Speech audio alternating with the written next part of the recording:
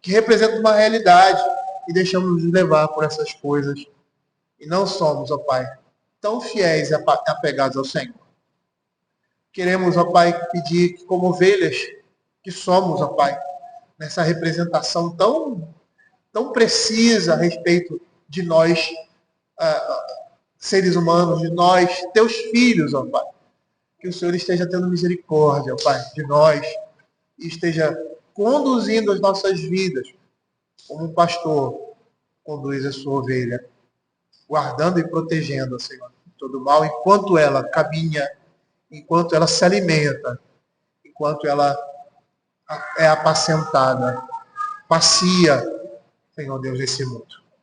É o que nós pedimos, em nome de Jesus. Amém. Queridos, vamos abrir a palavra do Senhor em Provérbios capítulo 16, verso 33.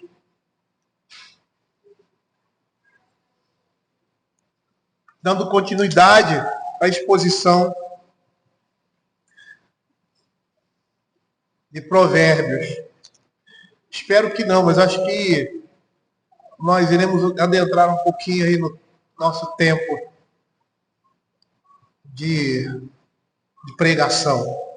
Diz assim a palavra do Senhor: a sorte se lança no regaço, mas do Senhor procede toda a decisão.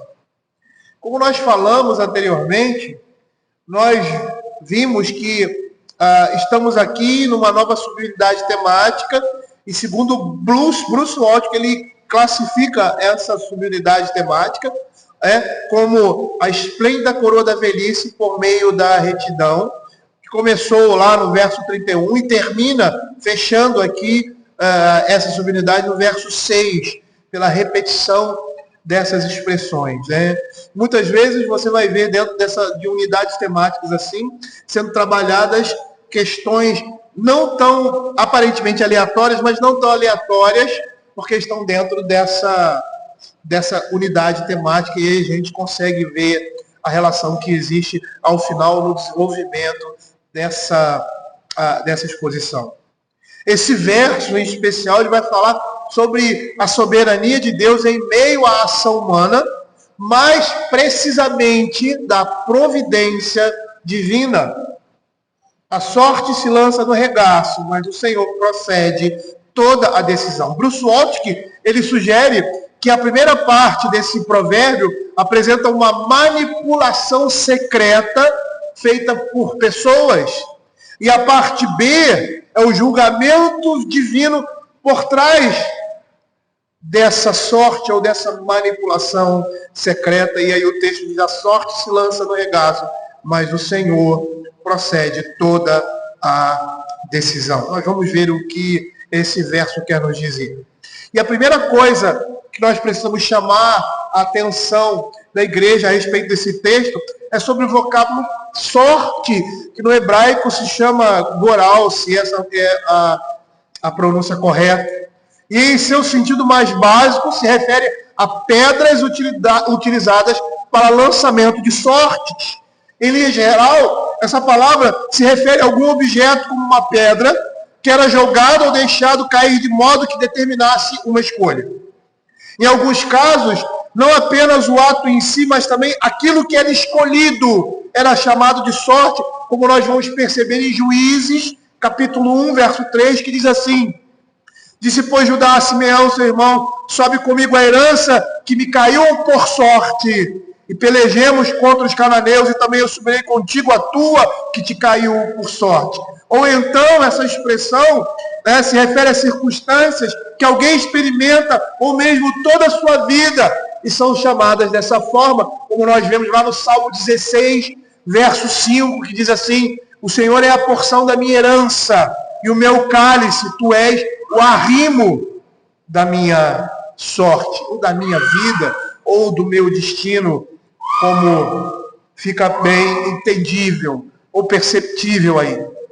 É interessante perceber que em nenhum texto do Antigo Testamento se explica o que vem a ser precisamente lançar sorte, ou como se lançavam sorte.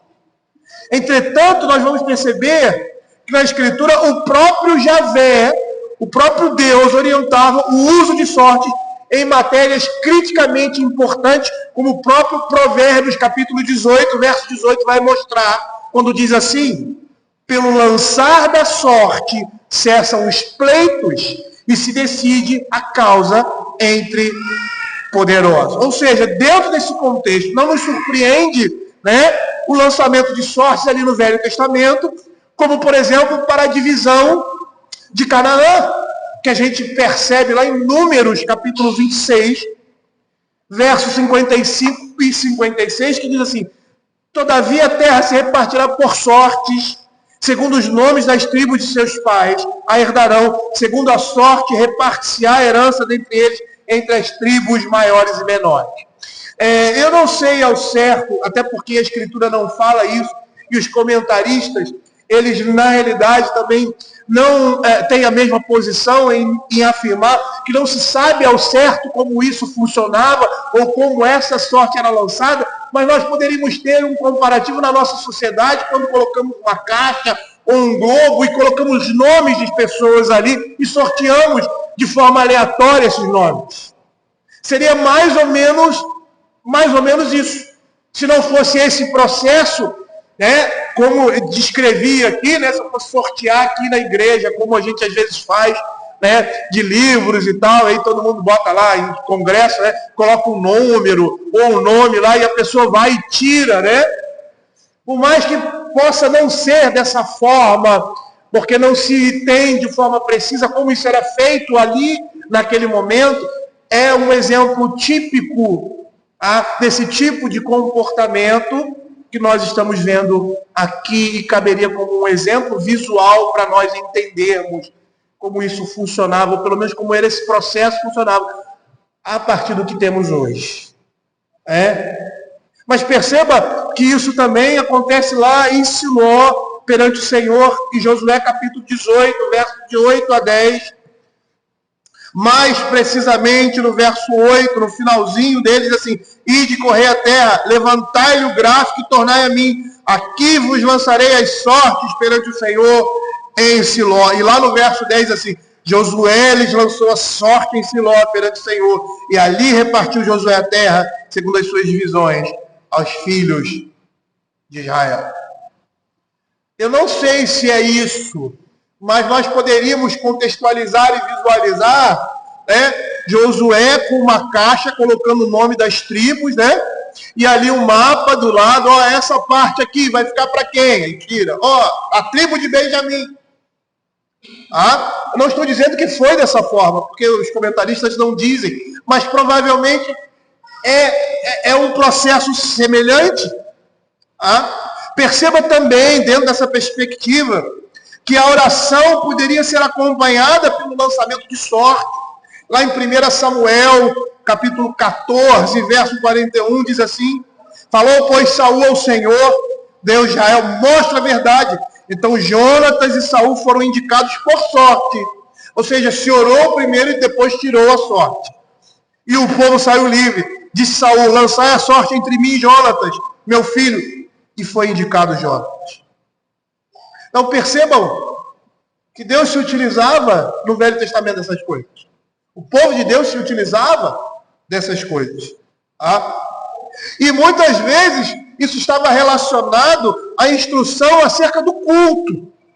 Como, por exemplo, a designação de 2 bodes para o dia da expiação, a reorganização dos levitas e o suprimento de lenha para o templo. E aí nós temos aí, eu vou citar Levíticos capítulo 16, verso de 8 a 10, quando lá no verso, acho que é verso 8, diz assim: lançará sorte sobre os 2 bodes, um para o Senhor e outro para o bode emissário. Verso 9, Arão fará chegar o bode sobre o qual cair a sorte para o Senhor e oferecerá a oferta pelo pecado.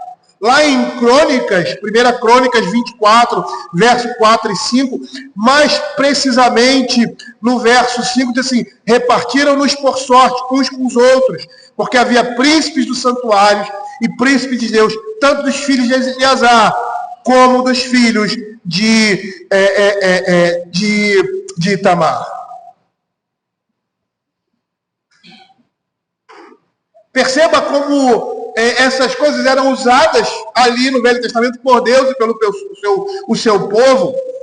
E muitas vezes disse comentaristas que esse lançamento de sorte estava associado ao uso do Urim e do Tumim.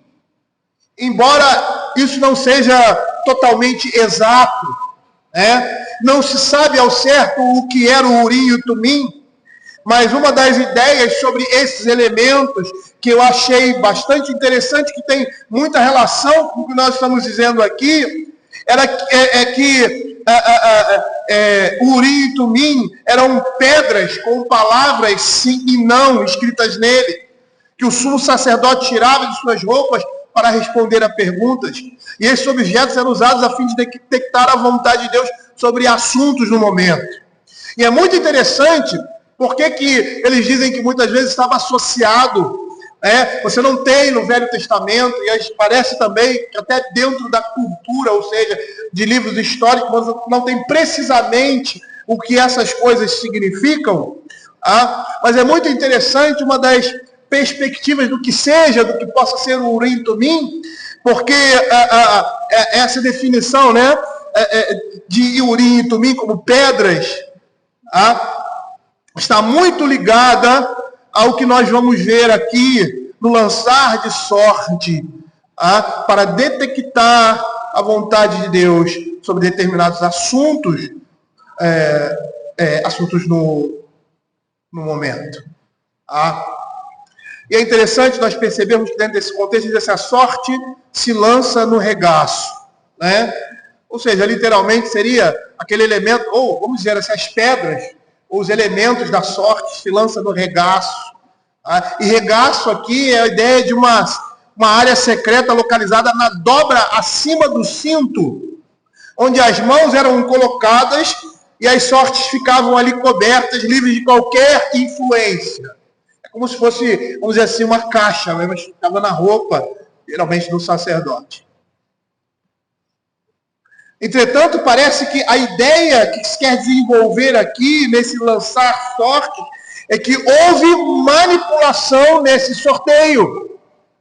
Então, o que nós podemos perceber aí do que fala a Escritura e de alguns textos paralelos à Bíblia, é que acima do cinto do sacerdote ou daquele que ia lançar sorte, geralmente era ele, tinha-se uma bolsa e colocava-se essa bolsa ali, como se fosse uma caixa, hoje em dia, que você coloca ali o nome das pessoas. Vamos sortear aqui, mais ou menos, seria mais ou menos isso. Mas a ideia aqui, que o texto quer nos mostrar, é que houve manipulação nesse sorteio.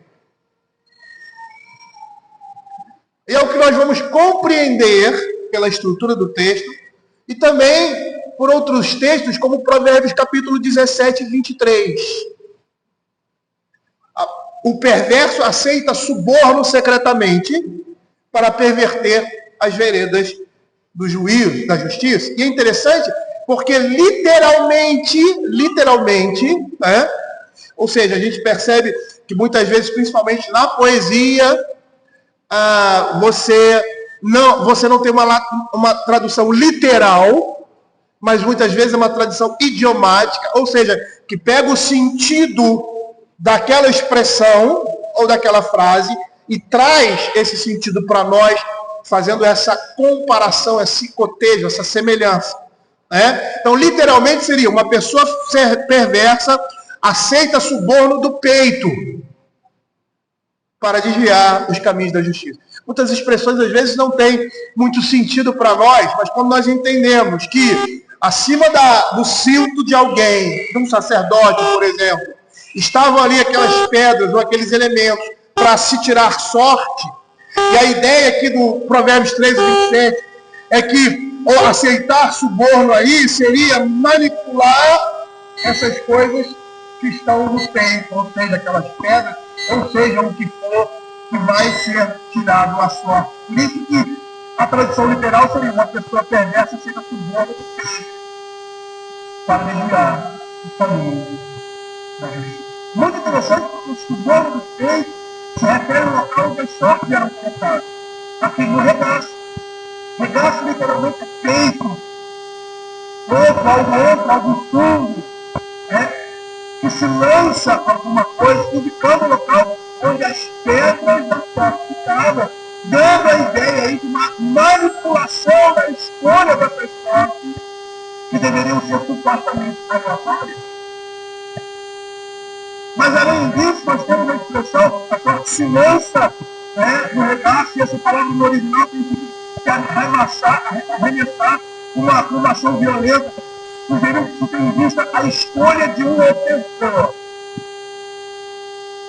E é muito interessante porque, apesar do texto, na sua expressão, não mostrar isso para nós, até por causa da tradução, né, a gente perde esse sentido, né, por causa da tradução, tá?